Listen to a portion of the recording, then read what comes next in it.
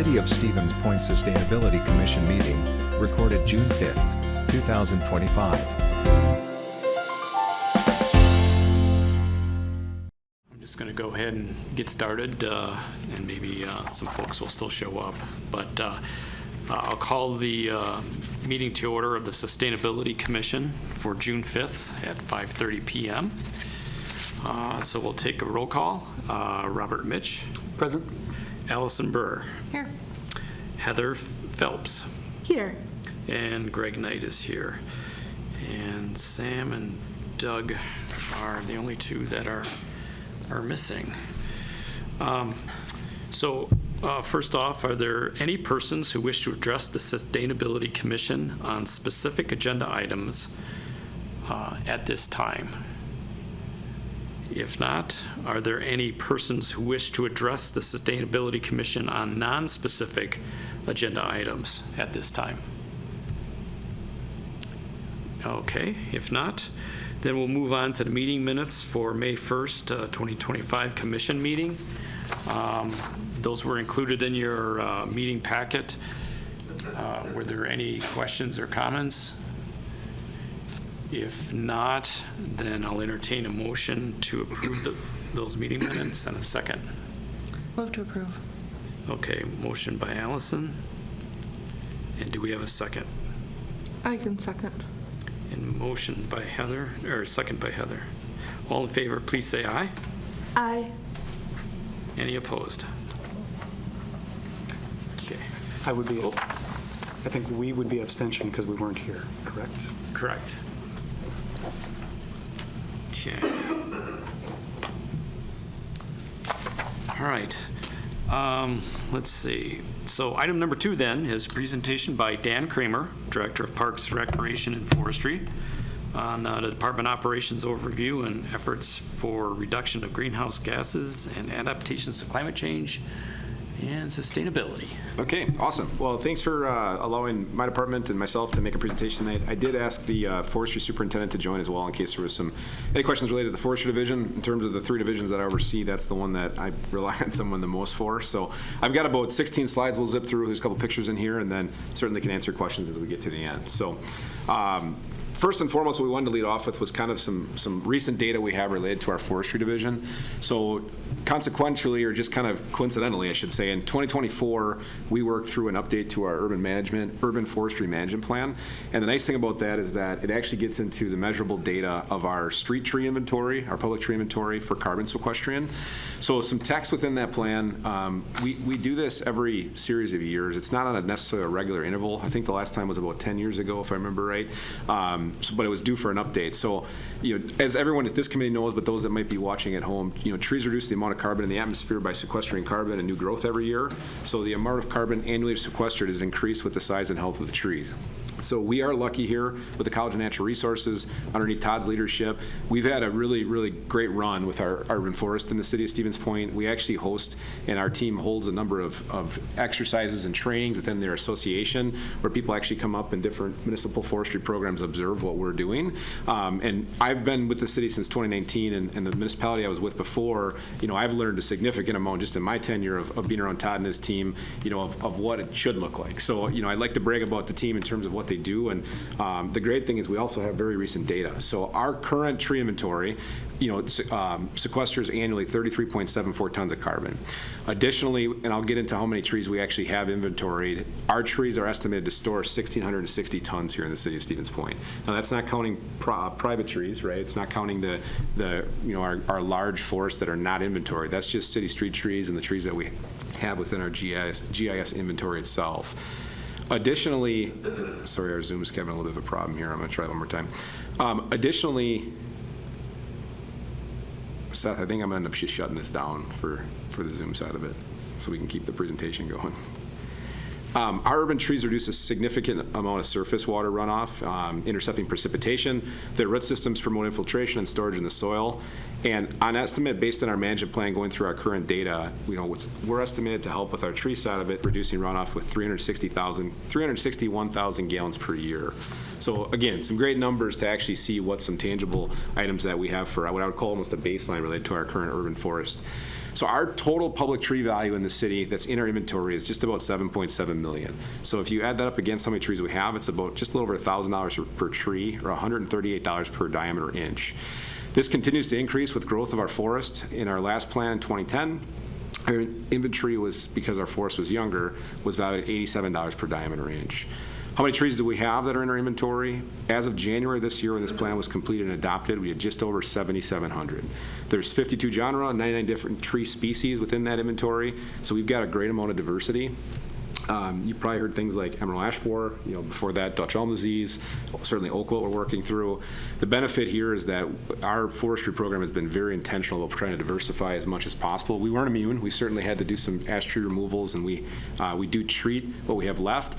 But the benefit of how diverse our forest is we've tried to safeguard for the long term, as if we have some sort of disease get introduced, that we're not going to lose 25% of our forest. Now, maples would still be significant just because there was so many of them planted. Through the years, we now try to shy away from that, but really that's probably the biggest, and we've brought down that percentage, but maples is probably the largest value that we have to still work through in terms of single species. On average, we're planting 300 new trees per year, and we typically slightly less, but we have about 100 removals, and that's related to age, health. We can have decay, storm damage. There's several different factors. Sometimes it's related to certain construction elements, if water mains or things of that nature have to go underneath or disrupt where a tree sits during reconstructions. But we're basically adding 200 in our operation per year. I have to give a shout out in 2025 for the budgeting cycle for this year. Alder Jackie Guthrie was a huge champion for us and helped us secure an additional $5,000 in funding. So we were able to add about another 50 trees into our setup. I will tell you, based on our current staffing numbers, we're at about the maximum that we can plant and then continue to do training pruning for the first 10 years of their life. So we're at about the sweet spot in terms of, without additional staffing, we likely couldn't plant more per year on an annual basis. Our funding for really the financial side of the sustainability on this really comes from our stormwater utility. So based on some of the data I mentioned in the first slide, we receive $30,000 annually from that department, and that's really what funds the actual tree planting in the city. So there's certainly the tax side of things that helps fund the positions and the equipment and the things that we have for our department, but the actual trees in the ground is really related to that stormwater benefit from the utility. Going a step further, and this is really a credit to Todd's efforts through his tenure, is we've introduced urban orchards within the city as well. So really over the last few years, these are just areas of public property in which our forestry division planted apple, cherry, peach, plum, pear, mulberry, serviceberry, and hazelnut bushes. The idea behind this is to just allow all of these fruits to be available to the general public. So the photo you see here was the planting that took place this year for Arbor Day around Mead Park. But these locations is the city has two non-utility service lots on Henrietta, so there's no water or sewer service, so they've never been developed. We maintain them, so that's where one of these locations are. Mead Park around the garden. At the end of Prairie Street, there's a cul-de-sac that we take care of some property where there's no future road improvements planned. That's another location kind of on the southwest side of the city. And then Buchwald Park, when there was some land acquired on the north side in 2019 with the North Central Conservancy Trust, through a ton of habitat improvements that took place working with the North Central Conservancy Trust, that's the other location that was planted, that location. If you come on the Green Circle Trail, you've been by it up by Ratchick Road. So this is there was some grant funding that followed for the most recent planting that Todd wrote through the Urban Forestry Program, but this has been overwhelmingly positive. People are pretty excited about it. It's also a great opportunity for community, and again, as these trees start to grow, we should see them literally bear the fruits of their labor. So another big element on our end of things here that's really touches all three divisions is our pollinator areas. So in addition to the tree benefits that our department works through, we've been implementing more pollinator habitat, especially over the last 6 years. So to date, our areas that we've established, and almost all of these are in cooperation or in collaboration with an outside group or a community-minded group. Mead Park, adjacent to the parking lot, has a pollinator garden. Patch Street, which is right adjacent to where the Green Circle hits Patch Street. There's a location along the boulevard. Piffner Pioneer Park, working with Central Wisconsin Wild Ones, we added along the riverfront. There's been discussion someday of maybe expanding that because of how popular it's been. In Gerke Park, our forestry crew right in front of the concession stand, we have one located there. And then in Kujikuski Park, working with the Audubon Society, when the overhead utility line had to be serviced, it was instituted there in an open area underneath the utility lines as well. We have one more location already identified that we plan to move forward with very soon. That's on it'd be the far west side of Kosciuszko Park, right alongside Minnesota Avenue. So we have one that's kind of in the chute to get moved forward here soon. And then we're actually in the early stages with the Sculpture Park Committee. That location is pretty overrun with buckthorn. We're looking at selective removal, trying to get rid of some of the invasive species, and then we're working on a habitat plan to try to introduce some more pollinator area inside of that park as well. It kind of goes hand in hand with the walking trail through that location and the public display of art. Sometimes the question gets asked to us too, so what does pollinator areas have to do with sustainability? So not that much different from the tree side of things. The deep-rooted native plants improve our soil structure. They increase water infiltration, certainly reduce erosion. The prairie-style pollinator plantings can capture and store carbon in the soil and certainly on our biomass. And by boosting the biodiversity, these areas can help the ecosystems withstand some of our climate change stresses that we're certainly facing. So, and I will also tell you that they're very positive. Here's just a photo of the ones, you can see some of the coneflowers and stuff in there in Mead Park. You know, when we have when they're in full bloom, people, I don't know, you can feel stand next to them. They look great, they really do. So certainly saves us a bunch of maintenance and things around them too, and we're not having to mow those areas all the time. So we actually, when we were preparing this presentation, said we need to take a lot more pictures this year. This doesn't do it justice to what it actually looks like. So we certainly want to get some more photos with our community media department of this as well. Another thing that we're doing that we really began in 2023 is adding more naturalized areas inside of our park system. So when we talk about naturalized areas, what we talked about was, are there spots that we've been just mowing because kind of the old adage was keep everything looking groomed all the time, right? So we started to reduce some areas really in 2023, and we started with some hillsides that number one, are dangerous to employees if you have something with equipment that could be tipped over on those strong slopes, as well as just looking at areas that you know, can give you some more of that naturalness inside the park that's not used for a playing surface or used for something that, you know, that the longer grasses and things would get in the way. So we saw those naturalized areas as really an opportunity to improve soil health. There's certainly the water infiltration side of it. And then long term, we believe that it'll certainly support pollinators as it kind of starts to transition back to really being an unmanaged space. I will mention that the park system within the city, we have just over 700 acres, and we actually only maintain about half of that. So we do have some significant woodland areas that are just natural forests or natural, you know, grass spaces, prairie, things of that nature. If you've ever been to West River Park on basically the northwest corner of Double H, that's all a city park that is basically, other than the Green Circle Trail, left natural. On the south side of Double H, there's also a big chunk of timbered property that was acquired with a grant years ago that also sits natural. Other than we had to do some selective timber harvest for some forest health last year. And then the Moses Creek corridor, so west of Yolga Park, kind of heading south towards the airport. There's some large tracts, a couple 40-plus acre tracts that are contiguous, that are parkland that we also don't do any sort of really formal management. They're just left in the naturalness. So that does help, certainly having plenty of additional non-inventory trees, as well as all the natural, you know, really ecosystem that exists in those properties kind of being left alone. Here's just a couple photos showing some of those naturalized areas. So Iverson Park is what you're seeing in the south. We have some pretty significant slopes along the roadway, as well as where you enter the park. Both of those locations were mowed for many. So if you go back a long while ago, many years, 25 plus years ago, they weren't mowed at all. Then there was really a transition to where everything was groomed. And in 2023, we started turning those areas back into areas that we do not mow and just let them be more naturalized areas. The top photo is Village Green Park. So there's a section of that park that runs east-west, kind of out of the playground space. We used to groom that all the way, you know, to the property lines. We've added a large trunk in that as well that we're turning back because we still had enough space to have a small ball diamond. And it really was an area that, again, reduced, you know, the fuel we were using, labor hours, and it provided another opportunity for the you know, basically the sustainability practices to be a good showpiece for us along that neighborhood park. If you go to Veterans Memorial Park on Division Street, as well as the train parcel, which is likely going to become a park very soon, the hillsides alongside the railroad tracks are two locations that we also turned into naturalized areas. And we have a couple more that we're identifying. So Sloman Park is likely going to be the next one. We'll be adding some more on the backside coming out of the woods. And then our Parks Division has been tasked with trying to identify even more, because as we can work these in, we're seeing a lot of benefit to having that kind of changeover. Because certainly when you get into things like Gerke Park, where there's athletics happening, Zenoff Park, Buchholz Park, there's several areas in those locations where we have to maintain them for the athletic events that go into that. Some other practices related to our department is we did enter into battery-powered tools here a few years ago. So ultimately, the city has some dollars set aside from when they budget annually for building maintenance that's not planned. So say a furnace goes out, things of that nature. When those funds aren't spent, there's been some money that's been available for doing some basically efficiency upgrades within the department. It's kind of been our one tool within the city government to try to find funding. So in 2022, our Forestry division ultimately replaced gas-powered mowers, push mowers, with battery-powered tools, and then also acquired 2 chainsaws that were battery-powered at that time. They had such great success, or we had such great success, that in 2024, the Parks Division followed suit with some of the weed whippers that we use, as well as the backpack blowers. From our end of things, certainly going to battery powered, reduce the air pollution and decrease the noise, and really it obviously gets rid of the consumption of fuel and oil in those machines. And then not having spark plugs, oil changes, the filters really eliminates the maintenance side. We're just having to charge the battery. And then we're actually seeing some ergonomic benefits as well because they're lighter.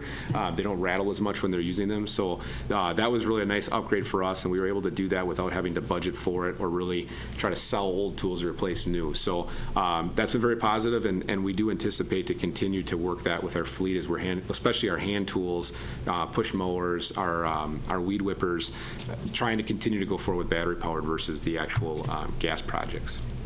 Some more visible things that the department's been working on as of late is really our solar projects. So in 2024, our department entered the solar energy area. We started with the Kremer Park Revitalization Project, which included a net metered solar panel array on the building. At the same time, and just how the planning went, we ended up having Groholski Park development kind of at the almost same planning time. And in that one, we included a bifacial solar panel roof. And that one also included a charger station, a level 2 car charger, also net metered.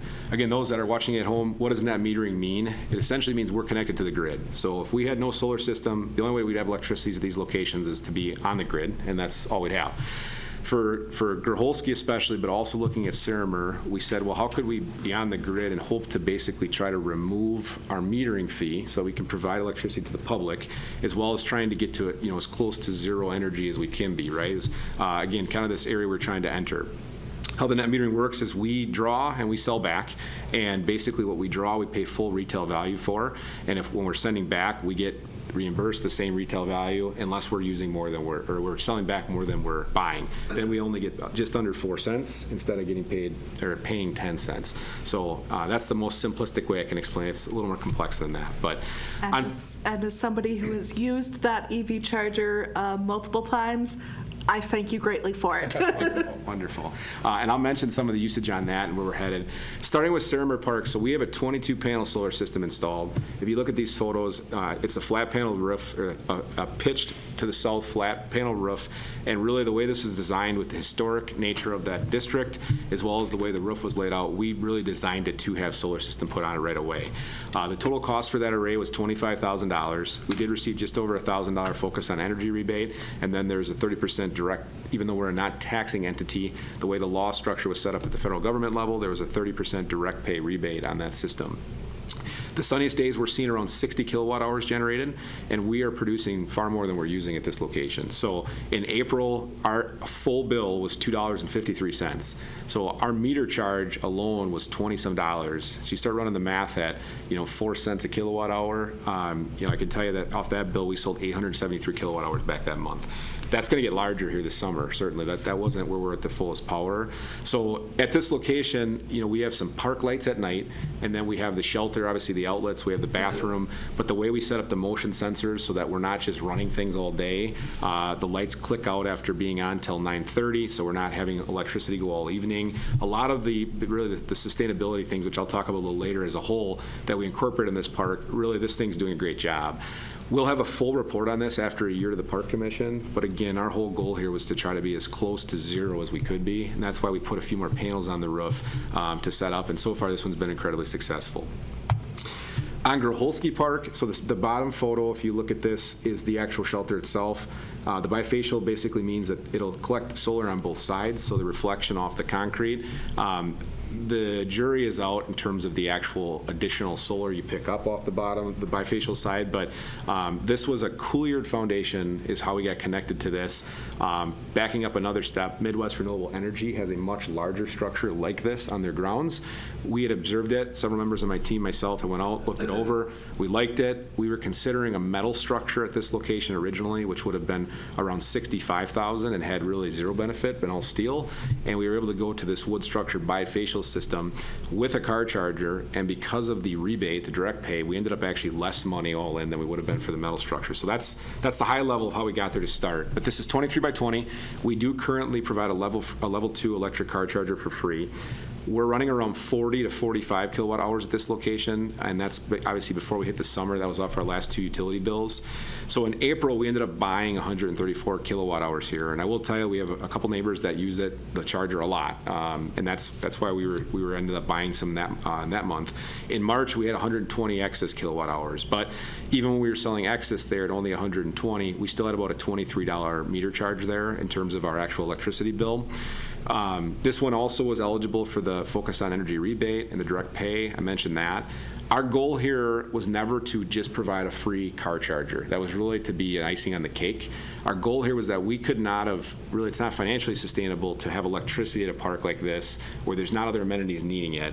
We wanted it to really be an opportunity for people that need to use a shelter for some sort of gathering or something. So the idea of the solar panels was to try to get that to zero. So what will likely happen with this building is we'll see how the summer produces in terms of the solar, and we have a 12-month average here.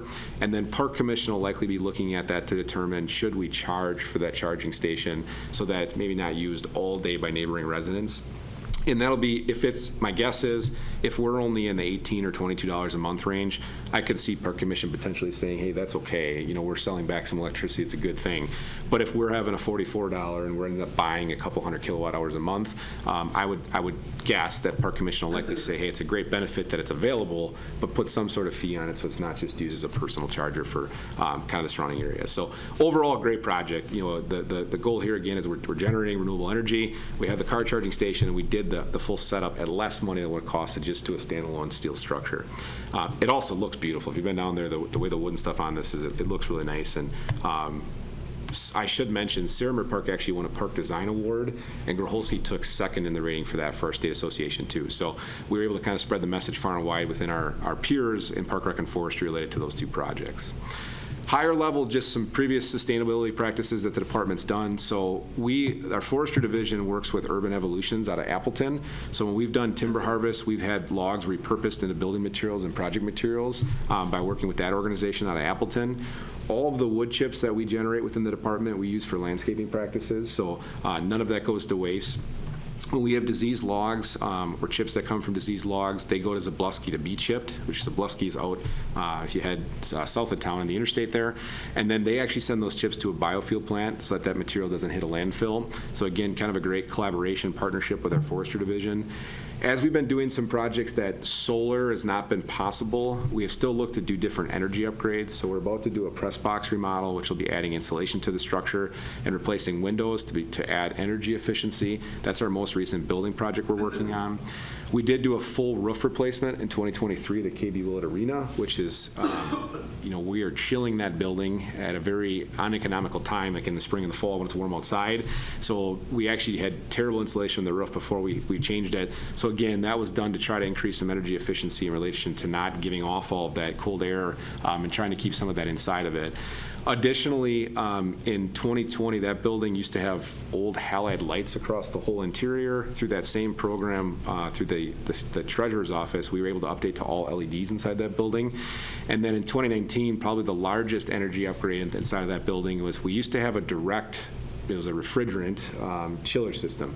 So it went right from the chiller mechanicals that had no variable frequency pumps, was basically always full bore, running that chiller into the floor. In 2019, that was all removed, and we have an indirect glycol system now with variable frequency drives and pumps. So that was, we're busier now. We have more contracts, so there's more users of the Willett. So we didn't necessarily see a month over month, but in terms of how much we were using, we certainly saw a reduction, and especially peak demand charges because of some of those efficiency upgrades. That was about $1.5 million that the city put into that building in 2019. Some other things that were done before me, the Piffner Pioneer Park restroom, if you've ever stepped in it, underneath the soffit fascia lines, there's large window panels, so it lets natural light in during the day. The idea for that was to allow electricity to be basically turned off during the day in those buildings, so that we weren't having to run lights for the kind of large volume toilets that we have in that main kind of special event area. And then when we did the Iverson Park restroom in 2023, we've included full timers and sensors. So when you walk into any of our new structure buildings, especially the new constructions, they have the motion sensors on the wall so they can turn the mechanical systems on, and then after they sit idle for a few minutes, they actually turn themselves back off. That includes all of the fans, all the electrical in it, and then again, trying to look at as much of the natural lighting and the way things are set up in those bathrooms so that lights can actually be programmed to be locked out during the day. Bucol Park Baseball Diamond is our most recent light upgrade. That one as well, if you go down there, we had a metal halide lamp system from the 80s, 3-phase power, incredibly inefficient. With working with our Legion baseball program, that got brand new state-of-the-art LED lights installed here too about a month and a half ago. Should significantly reduce what we're using for the kilowatt hours out there as well, and the LED technology is a much better light as well for the user. Some other things that we are doing every time we come up with projects, which again, those last two are kind of our most recent, is we're incorporating those motion sensors and mechanical electrical systems for really any time we're doing any sort of remodel or new build. Our sinks also have metering faucets that you have to push them in and activate them so that people aren't just leaving them on in park systems. And sometimes they seem inconvenient. People say, oh, it'd be great if I could just turn a sink, but they do get left on and then water runs, for hours sometimes. And then even our evening lights, anything that we have for security lighting, we have motion timers, or I should say lockout timers in the mechanical room, so we're not running park lights all evening either. Parks close at 11 o'clock, so sometimes some security accessory lighting is needed, but we don't light our parks all night for that reason, especially on the new builds. We have all of them getting basically by 11 o'clock, clipping those main lights out to try to reduce some of the energy in that that area. We will continue to evaluate solar into all of our new projects. So we did look at the press box. The unfortunate part there was just it's not used enough. It's really a fall and a spring usage. The rest of the time it sits there. So and then people walk the entire roof of that building for the actual games. So it didn't work out there. We've also looked at it at the KB Willett. The problem there is that in the winter is when we need the actual demand, and unfortunately in the summer the building doesn't have ice in it. So when the math was run with Northwind Solar, it just didn't come out. It had been a very, very long payback compared to what it would make it economical at the time. We're also, so again, we'll continue when we're building new buildings or remodeling buildings to run those numbers. We've made the contacts here locally to be able to do that. We've tested battery-powered riding mowers. Right now, we are not using zero-turn mowers. And the battery side of the mowing has really been on the zero-turn technology. We're waiting for a front, kind of the front mount that we use for winter operations. That's the reason we have to have it, because we take mower decks off, put on winter equipment to plow sidewalks. So essentially, we just haven't had, the technology hasn't quite hit what's utopic for how we run things, but we are watching it. And I think we've been working with our fleet managers about, is there opportunity to maybe bring one or two on that we don't use in the winter? So it's a space that we would like to enter as it gets better, and there's more and more vendors at our trade shows across the state where we're seeing that they are starting to get implemented. So it's on our radar screen as well. Some other things that we do, we try to use wood and gravel in our trail systems versus asphalt whenever possible. Big reason also why the Green Circle is the way it is in our partnership with the county. Wood and gravel are less energy to produce. They're better available for us to locally source, and reducing carbon emissions for transportation. The gravel is more permeable for the surface water runoff. Our wood decomposes naturally and can be replenished when their managed forest practices are being followed. So in our cases, we consider that to be the planting of new trees, select cutting for timber health, and regeneration allowances in terms of timing. And then the most recent example is we're about to bid a project called the Plover River Crossing, and you're going to see it'll likely be Oregon sourced, but Douglas fir for all of the boardwalks. And there'll be some metal on the bridge just due to the way that's structured, but the rest of it will be all wood, Douglas fir, and that's how we're setting that up. Just again, trying to do removable or basically regeneratable source materials there as much as we can, trying to get away from kind of the steel side as often as we can as well. One other long-term goal we're looking at for the Forestry Department, and this is mentioned in our management plan, is the carbon credit market. So what I can tell you is that we call out a goal of trying to learn more about it and try to see if there's ever a future that we could be in this space. At this time, this is really a large, a Minneapolis-style program that they've generated this. In Wisconsin, our Arborist Association.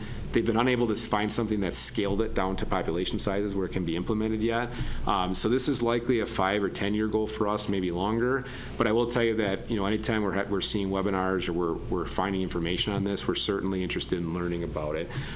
The simplest way I can describe that for those that might not know is it would be basically a long-term commitment to a batch of new plantings of trees is the most simplistic way of phrasing it, where we would measure those trees from when they're planted all the way through likely 40 plus, 50 plus years by hitting milestones of growth, the growth of the trees, the health of the trees, and the carbon they're sequestering.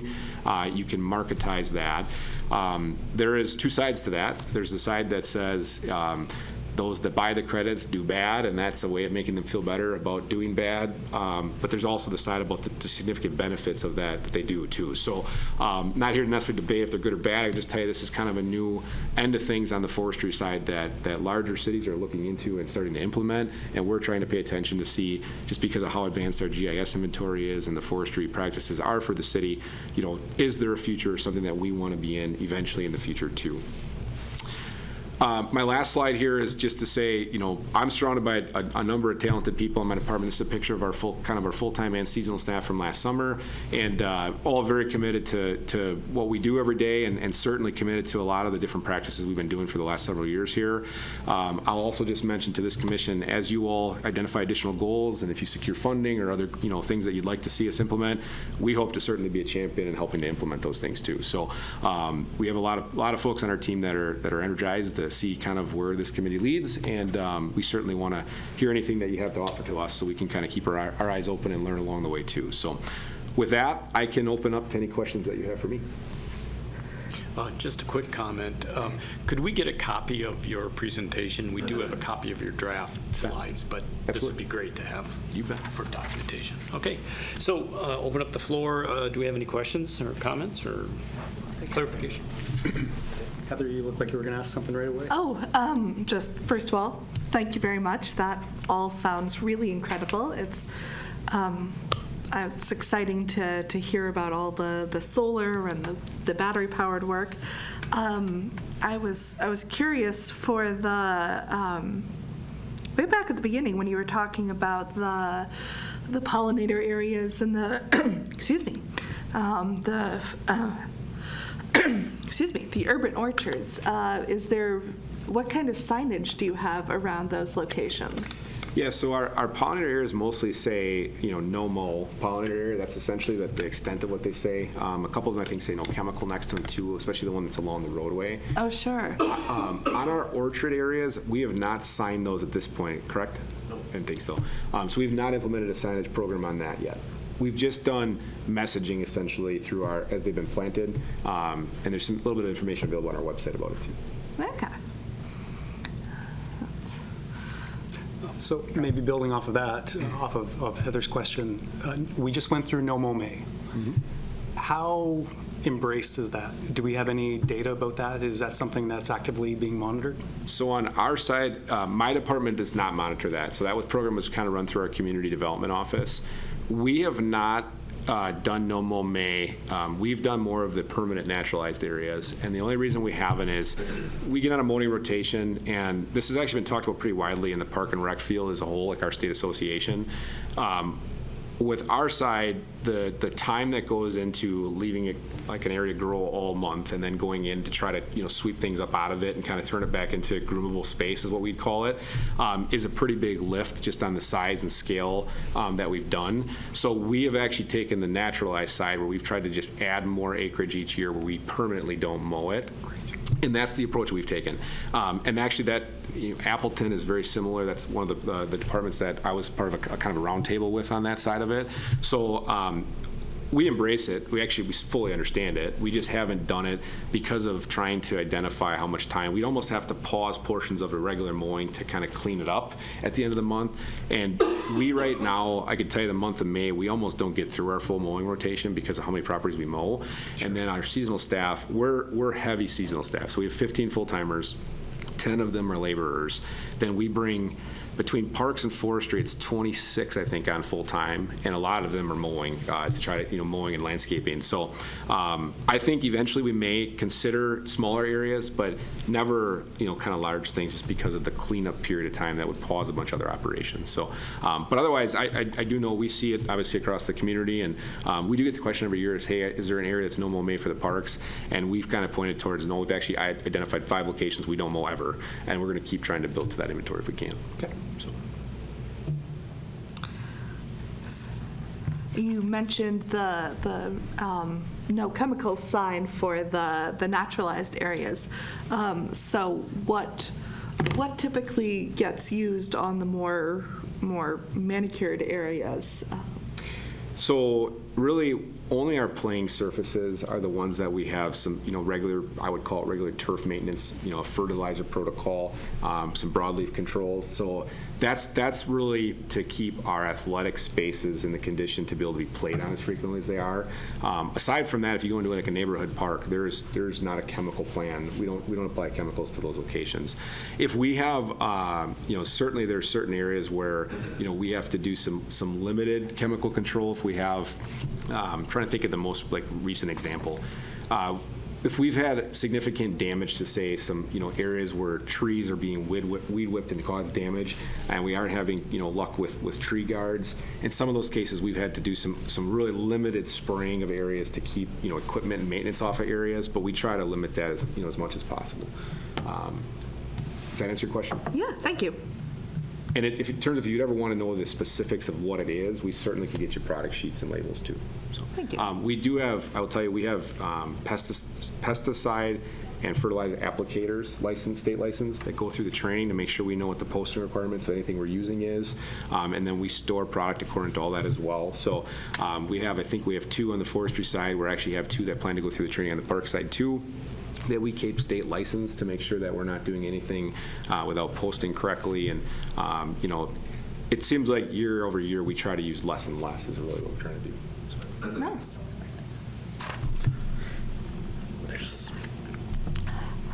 There's so much I could go into here because there's so much good work going on here at the Parks Department. I kind of just thanks both for you coming out tonight. I'd say if any of you have not had a chance to talk with Todd or Dan, we are in really good hands as a community. These guys know what they're doing, and it's evident throughout our community.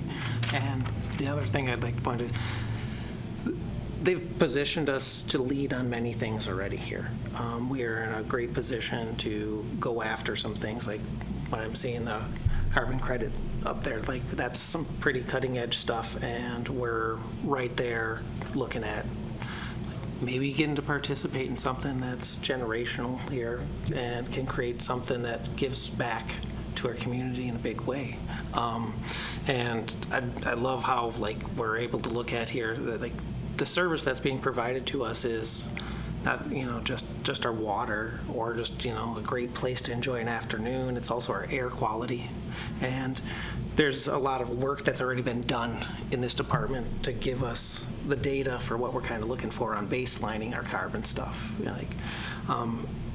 Another thing that I'd like to kind of talk a bit with everybody about is this is exactly what we're looking for when we're looking at a path to a sustainable Stevens Point, when we're talking about putting in fruit trees and in our right-of-ways or along pedestrian pathways. That's right here, goal 7, objective 7.1.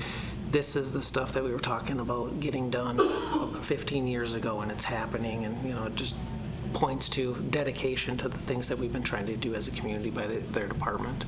And I'd just like to say thank you, because it shows all over, especially right now. We look great if you go walk in our parks. I'd say the one pollinator planting we missed was the Veterans Memorial Park right there too. Oh, yeah, sorry, you're right. Yeah, John Kudrowski. Yeah. Yeah, I ran into somebody down there with the wild ones just this past weekend, maintaining that planting as a volunteer for us. It's the people love this sort of thing, and it's a part of who we are. And I'd say there's a couple things I'd like to ask a little bit about, which is, what do you think we could do to study some of those things looking forward? If we're looking at our carbon sequestration?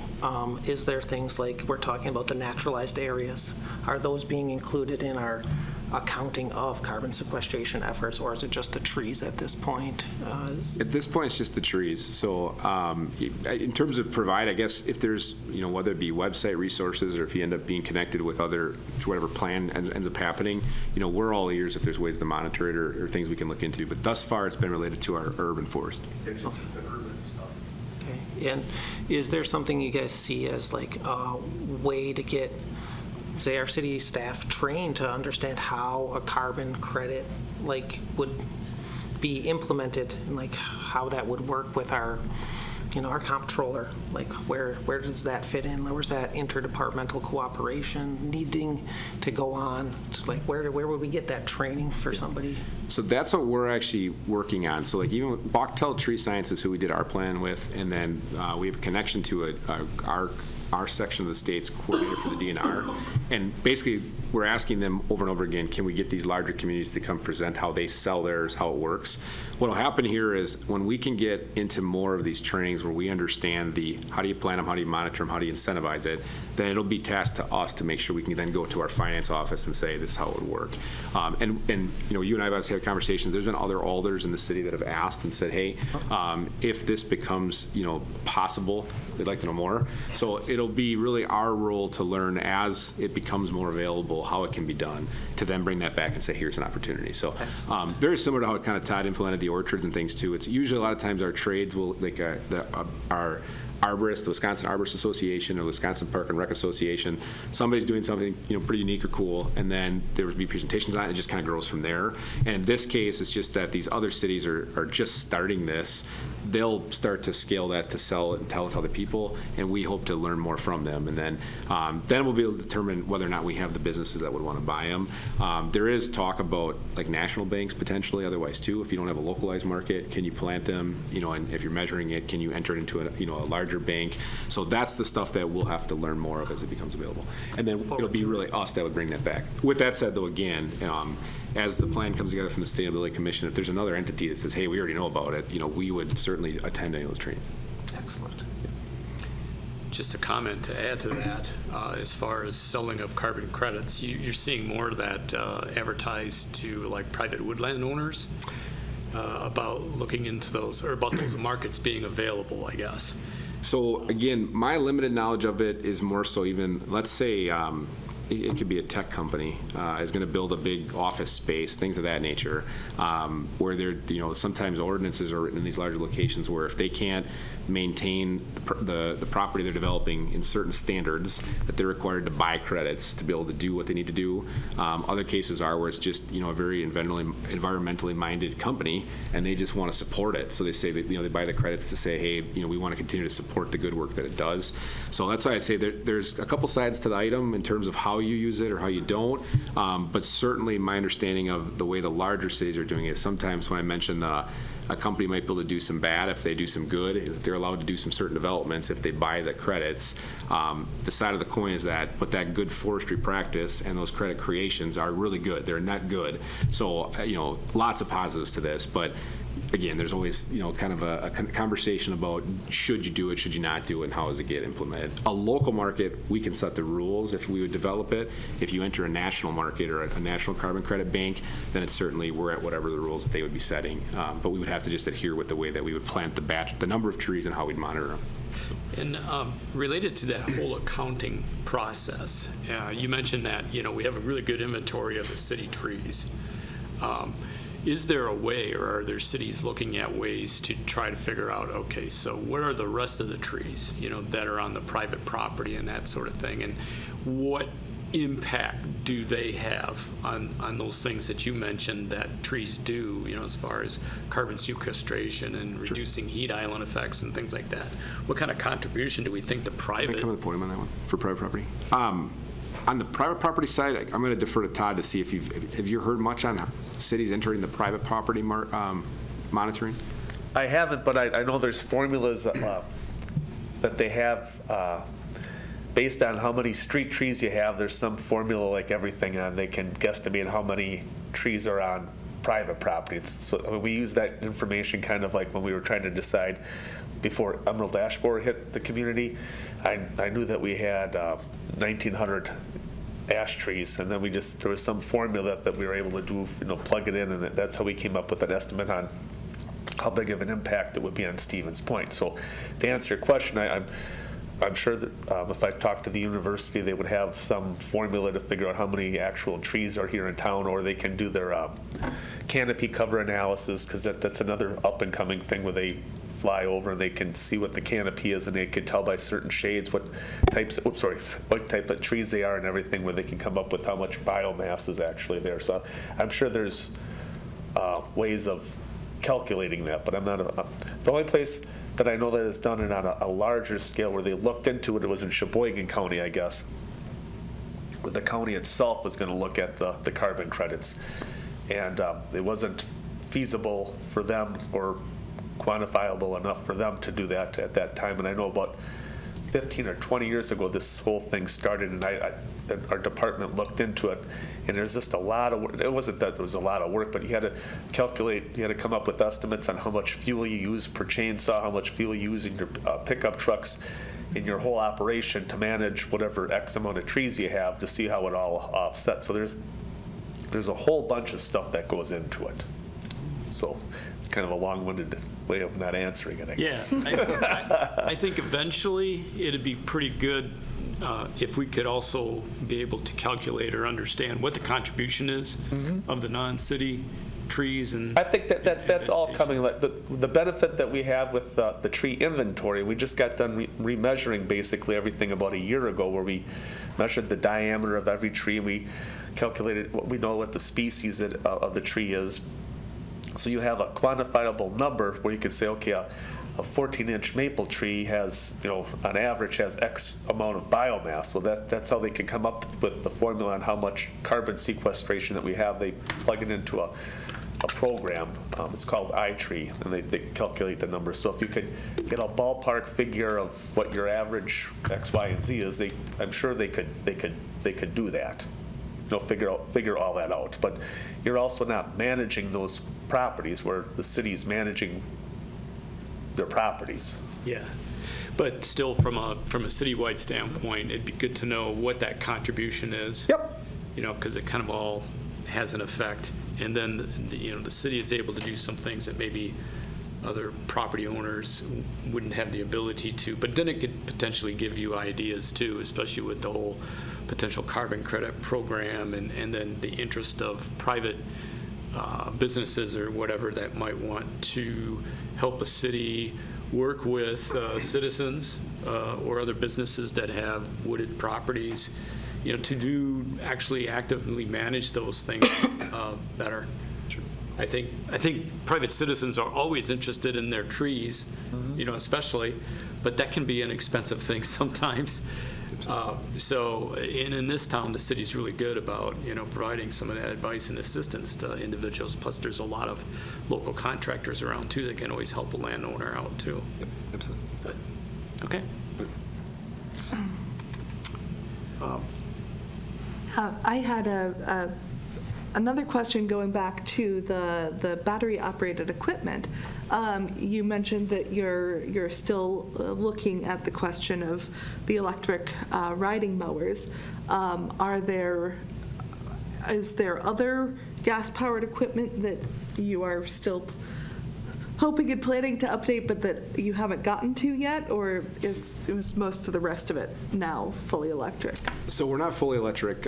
So for example, on the forestry side, there's some large-scale chainsaws that the battery just doesn't, they don't have the bar length we need for large removals or some of the larger work we do. So again, as the technology catches up, 5 years ago, you couldn't buy a chainsaw that really ran that well on a battery power. Now we have a couple of them that we do certainly use, especially for limbing saws, things of that nature. So we've converted about 50% of we have a lot of weed whips and push mowers, believe it or not, just because of all the people that we have. So we've got about 50% the battery powered. What we'll end up doing is the next batch of gas powered comes due, we'll look to add some more. And then on our riding mower side, we do not have any battery powered. So that's really our next item item that we'd like to incorporate. And thus far, working with our fleet department, until we get to they have kind of that front mount system, we haven't gone that route.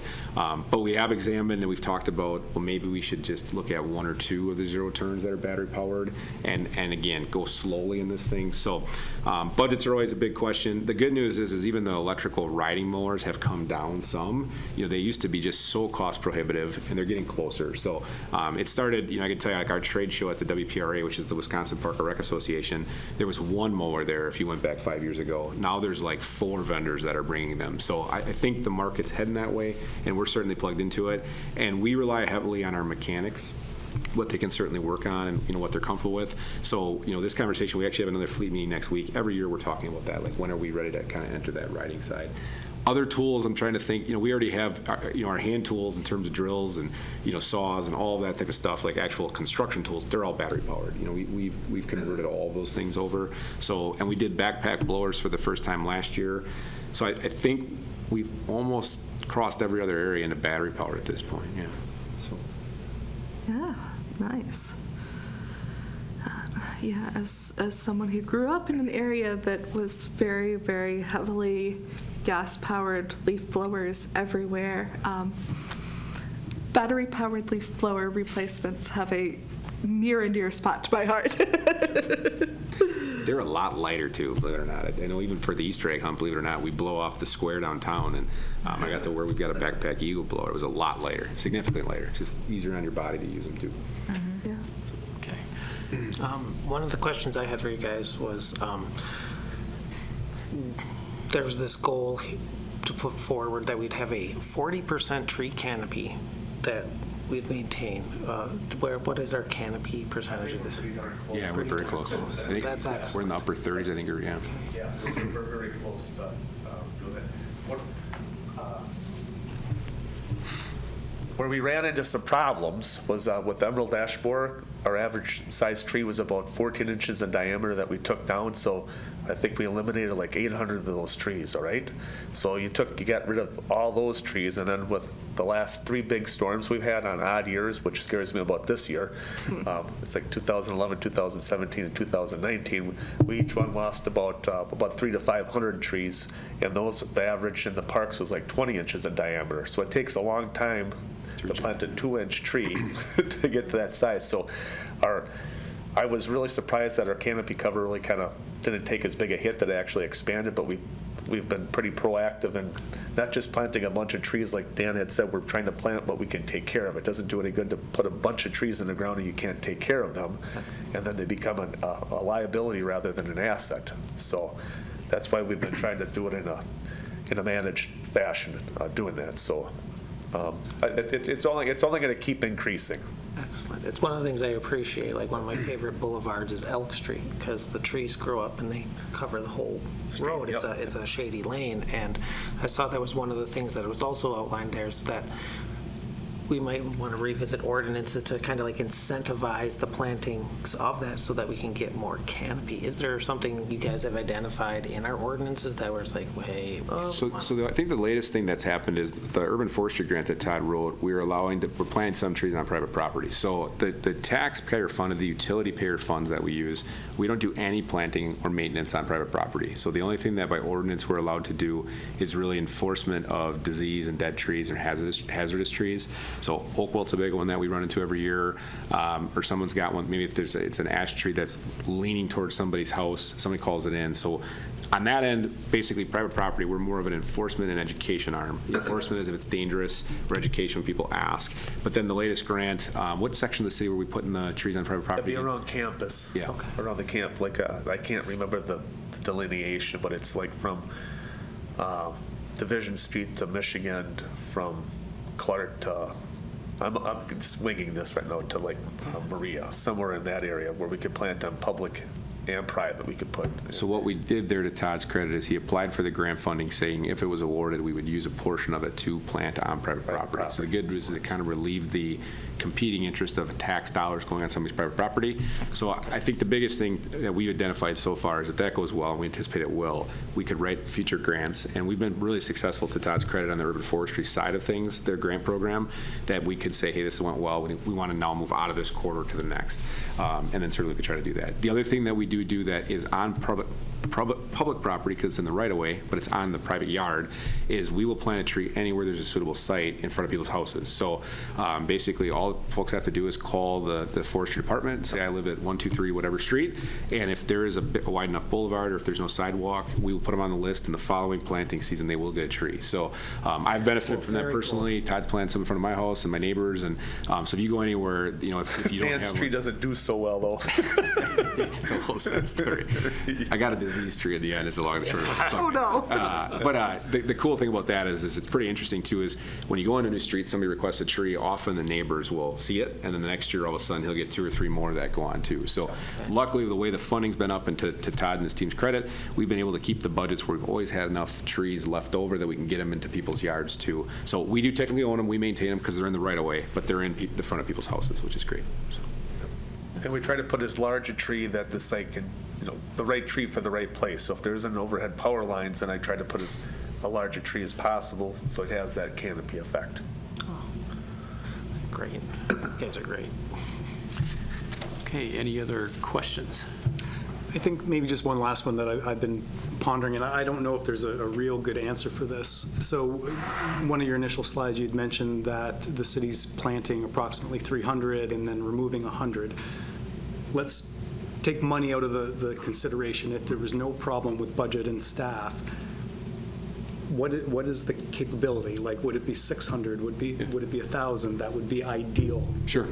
So great question. So what we do currently is when we plant the tree, we do training pruning for 10 years. So if basically the largest, what I would tell you is kind of, I'm not going to call it a burden, but it's a maintenance tactic, is that those early training pruning efforts prevent significantly more expensive and time-consuming cuts that have to happen later, or storm damage, essentially. So a lot of times the reason you see such good structure in Stevens Point, again, this goes to great arboriculture practices by our certified arborists, is that we spend way more time for the first 10 years of a tree's life than almost any city, other than the real large ones that are kind of in line with us.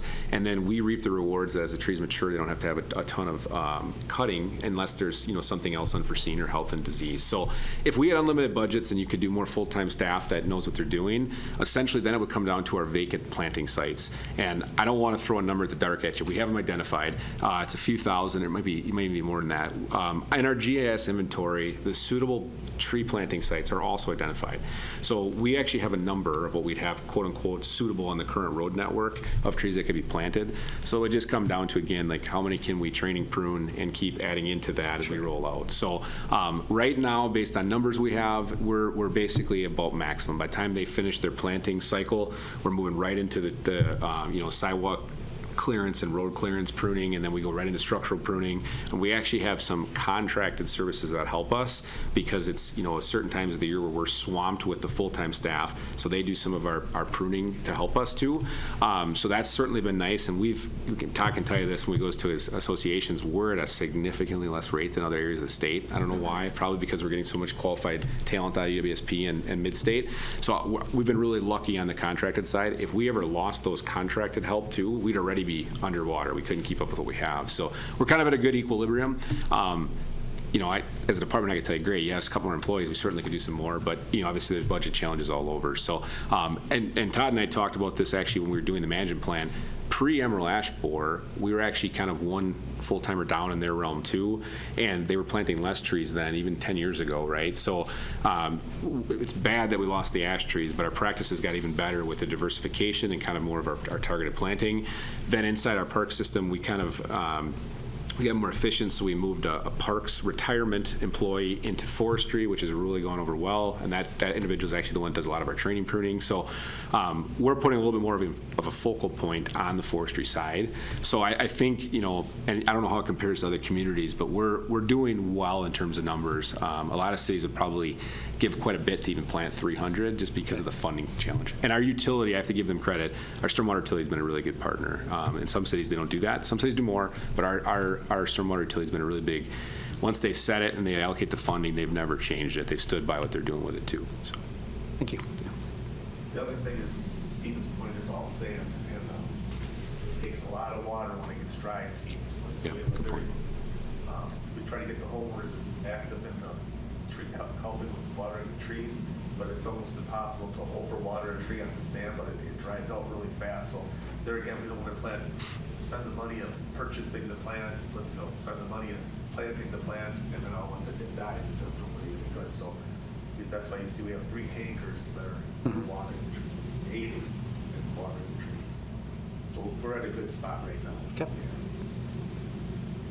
That also answers what was going to be my follow-up question of, will at some point you run out of new spots to keep planting 200 new trees every year? So it's cool that you have spots planned. We do. And then as the city develops, so there's a new subdivision going in behind Fleet Farm and Forest Creek. So certainly as houses go up there, those are fresh new sites that we'll have. The city owns quite a bit of land off of Old 18 that eventually, likely, residential housing will go into. So as the city grows to more and more sites become available. I'll also give our Public Works and Engineering Department credit, on their road reconstructions. There's, we try to maintain as many as possible trees that are existing, but they also then work with Todd and our team to fill back in those roads after they're constructed. So, and I've worked for a municipality before this too, actually. Neither municipality I was in before was nearly as conscious about, once this road's done, it's going to be there for 100 years, let's get it lined with trees right away too. And with Todd and Scott, Director Beduhn and his team and the engineering folks, we have a very good intentionality about that. That is really a great benefit. So. Yeah, they've even narrowed some streets, because that does a good practice too, by narrowing it, there's more maybe on streets that there wasn't room to plant trees before there is now. And as part of the construction projects, they have built in, not built in, but when the money's left, The trees in. they're able to plant trees. I had another thing I'm glad you guys are talking about, because every fall we get all those leaves from these trees, and they blow around and they're in our streets, and sometimes in our stormwater drains they clog them up, and it's just a thing. The snow comes every winter, the trees are going to have a fall. So I was wondering if you guys could talk a little bit about that seasonal aspect to that fall season on our utilities, our wastewater treatment, and how y'all are coordinating to address that sort of thing. Because I had the mayor brought it up of perhaps a leaf vacuum to help reduce the load of bio material that ends up in our stormwater. If we can keep those leaves out of that, that would be, I guess, beneficial to our stormwater costs and that sort of thing. And I was just wondering how that whole thing kind of looks inside your guys' department. Yeah, so actually on our side, because the leaf collection, the way it exists today, is run by our street side, and then obviously the stormwater, all the stormwater system and really our utility network is kind of run by that side. Our side has not been asked to be a part of those conversations so far. Certainly we try to mulch in our public properties as much as we can, right? That's our best bet. We do some leaf collection, but a lot of ours gets mowed in, and we try to use it as more natural fertilizer as it breaks down inside the soil. And we love when people do that at their homes too, but a lot of folks don't. So I do know, there's been conversations about leaf collection and can it be composted? And I know there's some efforts that the streets division where they take things to and stuff like that as well, but we actually we're not part of, other than the park locations, which is, again, we do a lot of the mulching in. The street network is kind of run by the street side and the utility. So I don't think you've been part of those conversations much either. Well, we've talked about the phosphorus leaks. Right. Yeah. And stuff, that's a con rather than a pro, but that's factored into the data that Dan had. Okay. Showed you some of the brief snippets of the costs and the benefits of trees. Thanks. Any other questions? If not, I want to thank Todd and thank Dan for coming tonight. Excellent presentation. And we learned a lot tonight, so I really appreciate that. Yeah, and I'll email it to you first thing in the morning. So, yeah. Okay, appreciate that. Next item on the agenda then, and this came in the board packet that was posted, is the 2025 meeting calendar and presentations. This is a May 27th update. And I just wanted to mention one thing is I did poll everybody about the tour in August of the wastewater treatment plant. And it looks like everybody can pretty much meet either the 19th or the 26th. So would the 19th work as a date? Is that okay? Sure. Yep. Okay, so I will get back to those folks to let them know that we'll meet on the 19th. And then there will be an agenda posted and where to meet and that kind of thing. And then just to mention that for the rest of the calendar then through October, November, and December. In September, we've got Adam Kuhn coming back. I kind of moved things around so we could do the tours in July and August. And so Adam will be better prepared to come and talk to us in September to give us an idea of where that whole greenhouse gas inventory is starting to look like, and the data they've collected to date, and some zoning code revision updates and that sort of thing. We still are going to invite police, fire, and EMS, so that may occur this fall, I'm assuming. Also, I've been talking with Focus on Energy. The city has had historically a representative from Focus on Energy, and that person is retiring. They did respond to me, and that person is retiring, but they do have a replacement that they gave me. So we are going to try to set up a meeting, hopefully yet this fall, with the Focus on Energy folks to come back. And this would be the people that have worked with the city in the past on those grants. Some of that was mentioned in prior presentations that the city has gotten some pretty good grants out of that. So we'll kind of circle back to that whole topic of sort of a history of what we've done to date and then what we might be able to do in the future. And then connected to that is also getting a representative from Wisconsin Public Service to also come and talk. And I'll send out an email to everybody on this, but if you go to their website and you look at what some of the things that they do along the lines of solar, clean energy, they have a net zero plan, 2050 goal that's quite interesting, has a lot of stuff in it. I didn't know, It's like, what is the electric company doing? And they have a huge impact on this entire issue of sustainability. But it would be good to hear from them. And then what their thoughts are about where our electricity purchases are going in the future and what we might do. I know the college, Stevens Point, they've chosen to buy their electricity from renewable sources like solar, wind, and that's part of their program. So they're going to track down who that is that can come and talk to us, because I haven't been able to figure out who to get a hold of in WPS. So when you call, you get automated, some AI thing or what you're talking to that doesn't get you a person to talk to. But anyway, the Focus on Energy people are like, we'll find that person and bring them with us. So, Nice. So hopefully we'll have that set up this fall yet. And then I think so that I think just covers the calendar date.